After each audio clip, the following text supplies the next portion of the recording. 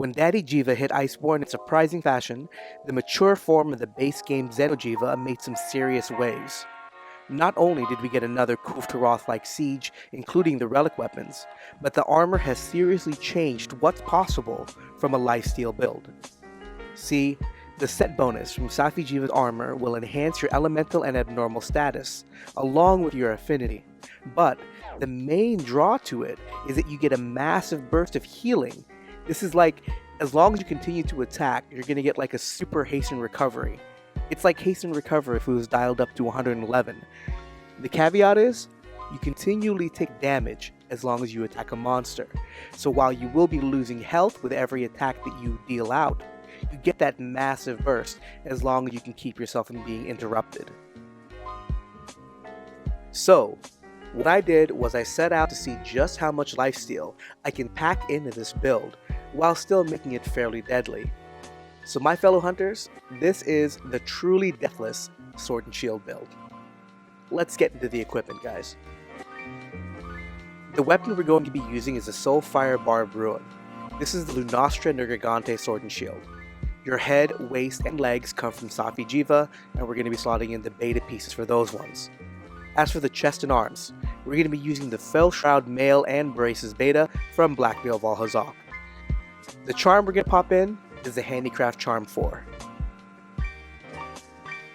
As for the decos, we got 2 Tenderizer Jewels in the weapon, an Expert Level 4 Jewel and 2 Vitality Jewels in the headpiece, an Iron Wall Expert Jewel, and a Tenderizer Jewel in the chest.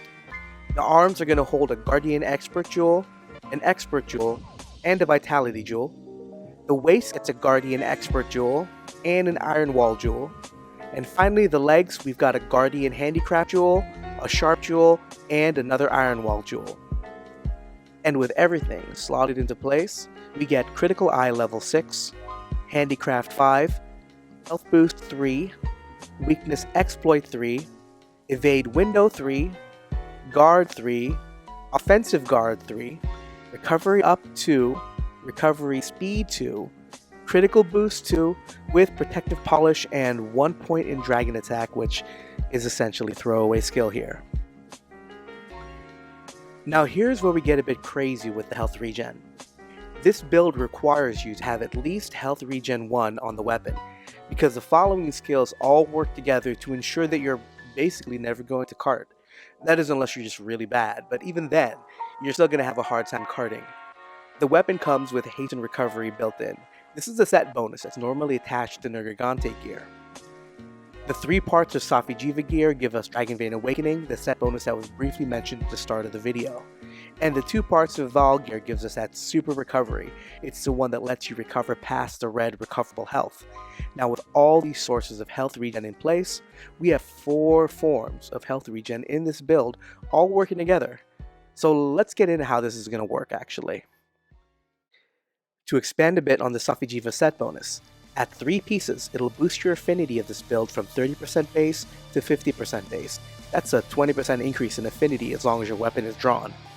As for blast buildup, the weapon has a base blast stat of 150, but it's boosted up to 230 when your weapon is drawn.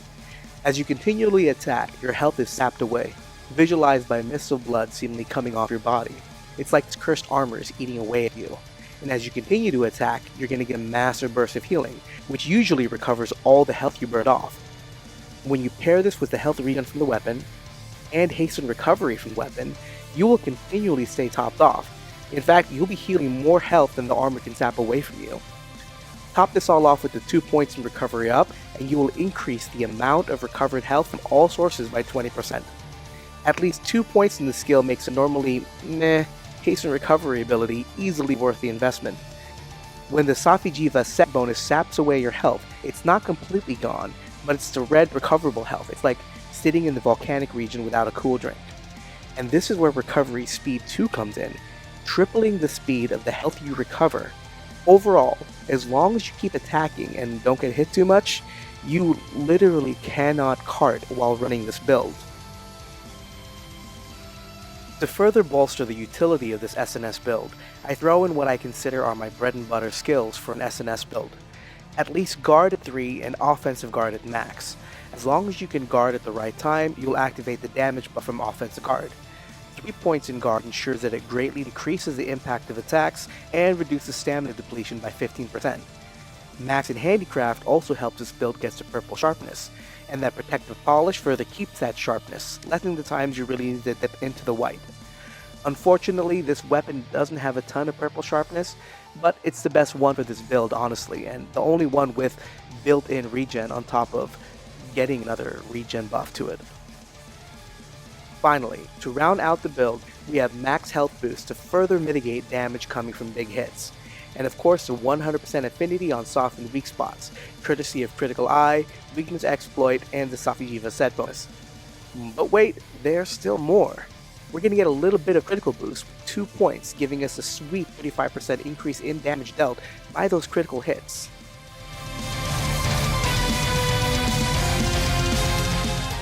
As for adjustments, I don't really have a lot here, but if you want to sacrifice guard and add a bit more damage, and you're one of the lucky recipients of a level 4 attack deco, trust me, they actually exist. I haven't gotten one yet, and I'm still praying to the RNG gods to give me one, but I still don't have one. Anyways, you can swap out those 2 single Iron Wall decos and the Iron Wall Expert deco for those 3 decos. This will get you up to attack 4, which gives you that additional 5% affinity and further bolsters your attack. If you don't care about protective polish and you want to bolster your critical boost, swap out the sharp deco for a critical deco. Conversely, if you want to bolster your survivability a bit and you're facing a monster with some tricky unblockables, you can swap that sharp deco for a shield deco and basically just face tank a Rajang beam. And finally, if you feel like you don't need the health boost here, you can take my suggestions about dropping guard in place of attack, then swap out the vitality decos for more attack decos, giving you max attack. I mean, it's kind of overkill in my opinion, but maybe not. It's still fun. Alright then guys, this one is a bit longer than my other videos, but I wanted to thank you all for tuning in once again. I appreciate you guys checking out my builds, and I love hearing from you folks. If you dig this, please consider liking the video, subscribing to my channel, and smashing that bell icon to stay up to date with everything that I do. As usual, I'd like to stress that these builds are in no way meant to be speedrunner builds or meant to replace the meta.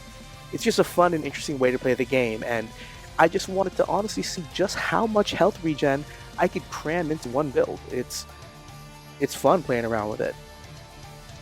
Once again, you all have my deepest gratitude for tuning in. I'll catch you guys on the flip, and until then, you stay frosty, hunters, and get lifted. Cheers and be well.